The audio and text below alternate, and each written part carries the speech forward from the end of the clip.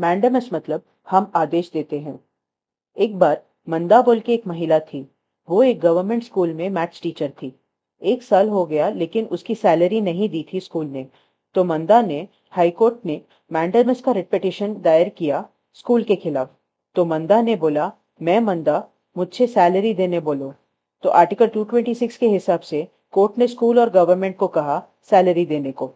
ये अपने जुरिस्डिक्शन में आने वाले किसी गवर्नमेंट अधिकारी को उस अधिकारी का कोई काम जो उसे अपने रूल्स के हिसाब से करना चाहिए वो करने बोल सकते हैं। सुप्रीम कोर्ट का एक केस है Binny limited and another versus V Sadashivan and others, civil appeal 1976 of 1998।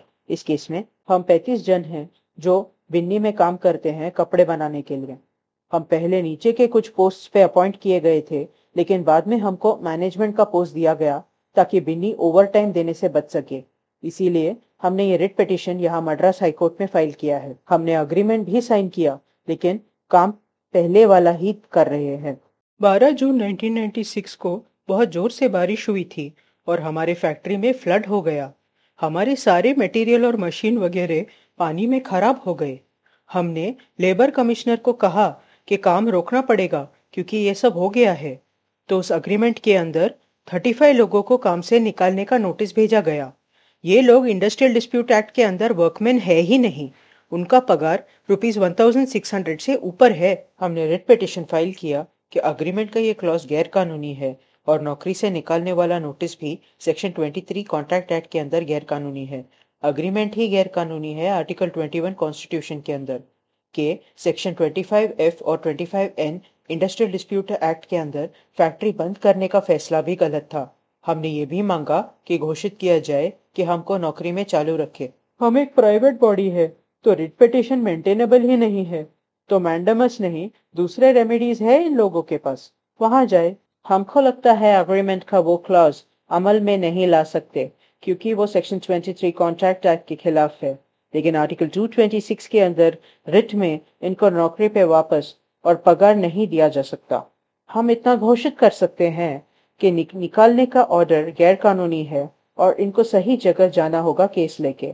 हम Central Indian Water Transport Corporation Limited versus Brajonath Ganguly 1986 3 SCC page 156 को भी पढ़ के वो यहाँ लागू होता है। आर्टिकल 226 के अंदर ये केस देखा ही नहीं जा सकता।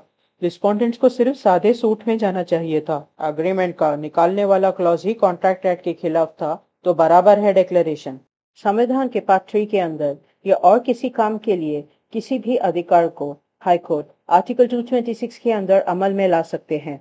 मैंडेमस किसी कानूनी दायित्व का पालन करवाने के लिए है। पहले के जमाने में जब म्युनिसिपैलिटी कोई काम न करे तब इश्यू करते थे mandamus.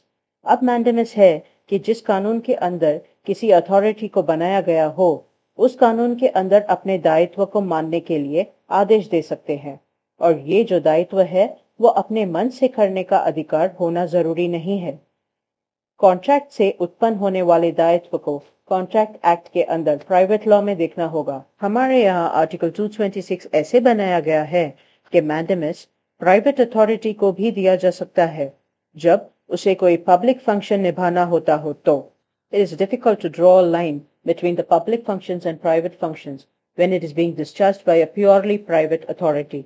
A body is performing a public function when it seeks to achieve some collective benefit for the public or a section of the public and is accepted by the public or that section of the public as having authority to do so. Bodies therefore exercise public functions when they intervene or participate in social or economic affairs in public interest. British roads का कहना वैसे के वैसे तो हम नहीं लागू कर सकते, लेकिन Praga Tools Corporation versus Shri C.A. Emmanuel and others 1969 volume 1 SCC page 585 में प्रगा एक कंपनी था जिसमें शेयर्स मेजॉरिटी गवर्नमेंट के पास था।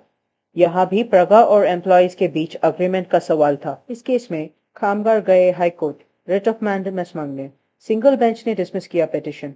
डिवीजन बेंच ने कहा कि कंपनी के खिलाफ रिट नहीं मेंटेनेबल है, लेकिन एक डिक्लेरेशन दिया 3 कामगारों के हित में।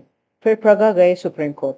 यहाँ कहा गया कि मैंडेमस के लिए जिसके खिलाफ मैंडेमस मांगा गया है उसका कोई कानूनी दायित्व का उल्लंघन हुआ होना चाहिए किसी सोसाइटी के किसी ऑफिशियल के खिलाफ भी मैंडेमिस दिया जा सकता है जब वो जिस एक्ट के अंदर बनाया गया है उस एक्ट के हिसाब से अपना काम न करे, तब तो ड्यूटी या दायित्व का स्वरूप देखना चाहिए। इस केस में प्रज्ञा को किसी एक्ट के अंदर नहीं स्थापित किया गया है, उल्टा एक कंपनीज एक्ट के अंदर का कंपनी है और उसका कोई दायित्व पब्लिक के हित के लिए नहीं है, तो हाईकोर्ट सही है रिट न देने में।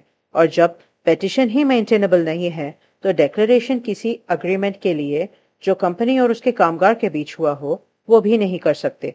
दूसरा एक judgment VST Industries Limited versus VST Industries Workers Union and another 2001 volume 1 SCC page 298 में कहा गया है कि पब्लिक फंक्शन या पब्लिक के लिए दायित्व का टेस्ट ये नहीं होगा कि उस व्यक्ति या संस्था की शक्ति कहाँ से आती है, लेकिन उनके उस काम से जिसको लेके पेटिशन किया गया है उससे, कि उस बॉडी के सारे काम कोर्ट में पुनर्वलोकन के लिए नहीं हो सकते।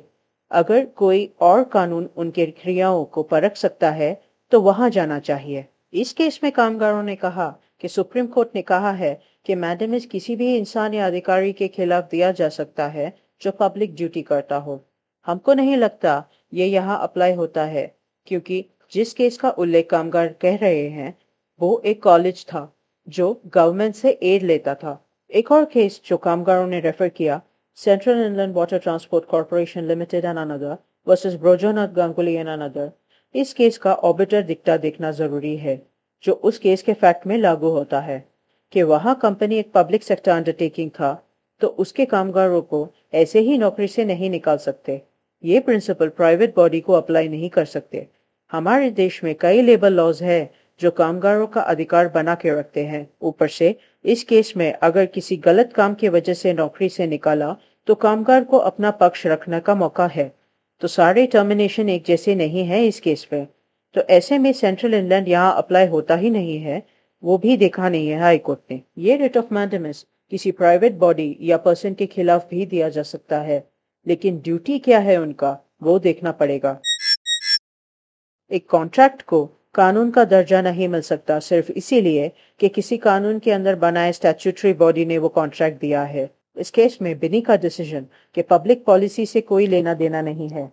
इस केस में कोई पब्लिक लॉ एलिमेंट नहीं है जो जरूरी है मैंडेमिस के लिए, और कामगार सिविल लॉ के अंदर जा सकते हैं या लेबर कोर्ट भी जा सकते हैं, तो हम डिवीजन बेंच का डिक्लेरेशन रद्द करते हैं।